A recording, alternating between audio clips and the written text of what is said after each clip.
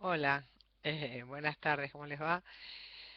Estoy comenzando a grabar los módulos correspondientes a la República Romana del siglo III, tal como había quedado. Vamos a tratar de sacarlos en poquitos módulos, no más de 15 minutos cada uno.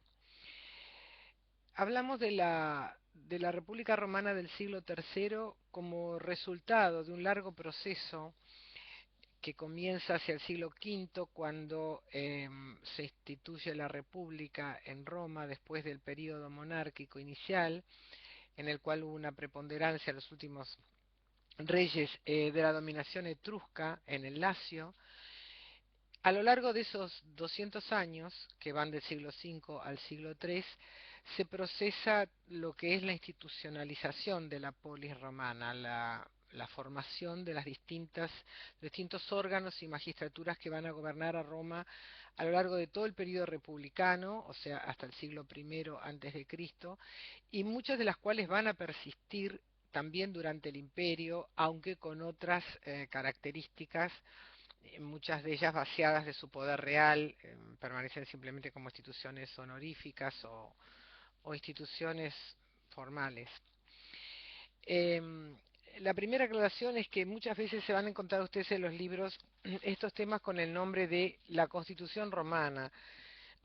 Como me preguntaba ayer una estudiante, no hay tal constitución, es como la constitución de Solón, no es una constitución en el sentido de un conjunto de leyes jerárquicamente organizadas que pautan el orden del Estado, los derechos de los individuos, no es eso. Pero en el caso de la romana, más que en la de Solón, que es simplemente una clasificación de la sociedad con asignación de derechos políticos, pero no habla de órganos de gobierno, en este caso sí, la constitución romana es, por la vía de la costumbre, la conformación de los principales órganos de gobierno de Roma.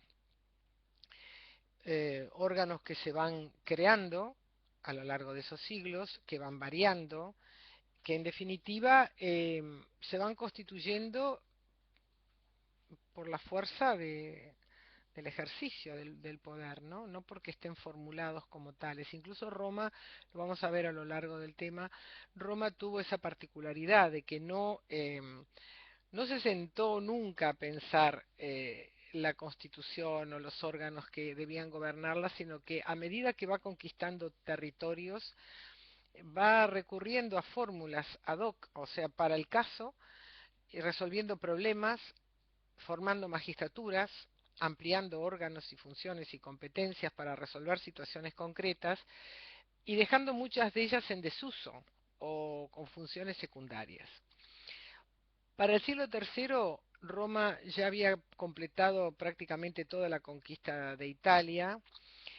Dominaba sobre un territorio que no es muy grande, unos 25.000 kilómetros cuadrados, o sea, mucho más chico que el Uruguay, pero ya con 4 millones de habitantes en esa zona, de los cuales habría aproximadamente 1 millón de ciudadanos, un 20, un 25% de la población, no más.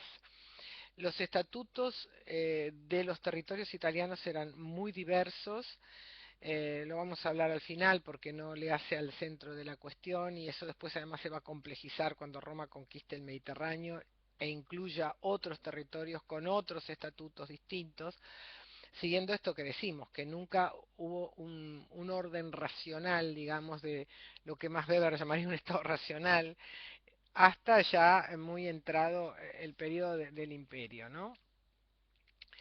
Em, Podríamos empezar quizá por la institución que fue fundamental y la más importante de toda la República Romana, que fue el Senado. El Senado, junto con los comicios por tribu, fueron las instituciones claves de Roma hasta el siglo I antes de Cristo, en que esa república entra en crisis y el poder de hecho de las primeras figuras romanas, casi todas ellas magistrados, pero que hacen uso más bien del apoyo que tienen de los ejércitos para incidir en la vida pública, es la que dominó la Roma republicana en expansión, que es la que conquista el Mediterráneo entre los siglos III y I antes de Cristo, ¿no? Hacia el siglo III podríamos decir que hay como una cierta estabilización de la vida política romana, terminada los grandes conflictos patricio-plebeyos y resuelta de esa manera la inclusión de los plebeyos en casi todos los órganos que antes habían sido solamente privilegio de los patricios.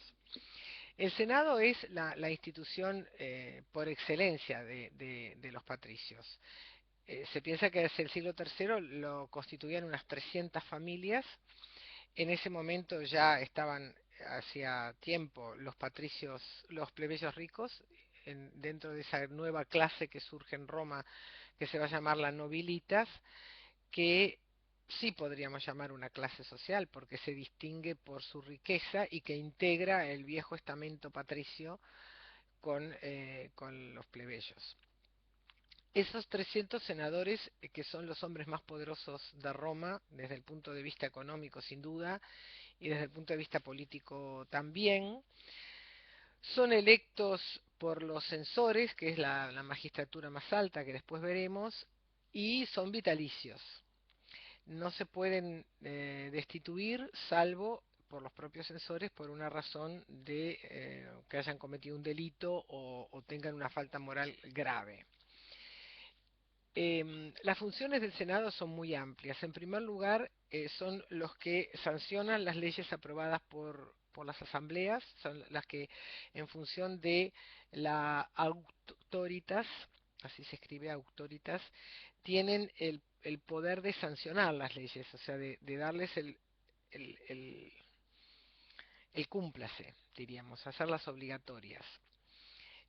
También pueden hacer propuestas de ley para que las asambleas las voten, administran los bienes del Estado, dirigen la política exterior, son los que de alguna manera decretan la paz o la guerra, aunque después esto tenga que ser votado por las asambleas, pero son los que orientan la política exterior romana, dirigen el culto, sus decisiones toman la forma de senado consultos y tienen fuerza de ley, y si no también pueden ser como tener un valor consultivo, ser facultativas en su aplicación, en ese caso se llama senatus autoricas.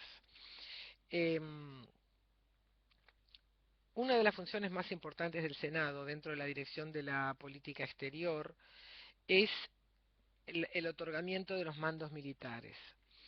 Esto, en los 2 siglos que siguen el siglo III, que son los siglos en que Roma empieza a conquistar el territorio circundante del Mediterráneo, es fundamental porque el Senado es el que vota los fondos para las campañas militares y el que vota los mandos y asigna a los jefes que deben comandar los ejércitos. Y también después es el que asigna muchas veces los cargos de gobierno de las provincias. Quiere decir que tiene un enorme poder y en virtud de que está monopolizado por un grupo muy reducido de familias, podríamos decir que controla toda la política romana.